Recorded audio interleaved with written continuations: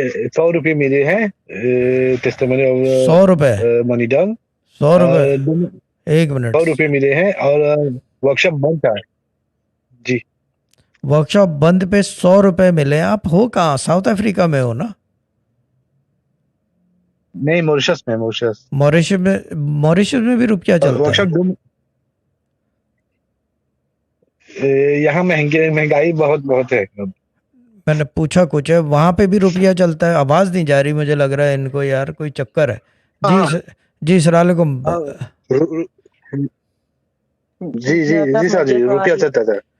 हाँ, या तो सुनने को तैयार नहीं है कोई मेरी, सुनने को तो वैसे भी कोई तैयार नहीं है वाकई।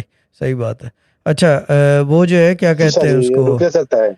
रुपया चलता है, ठीक है। ठीक है, तो 100 रुपए कहाँ से मिले हैं चंदा? जी।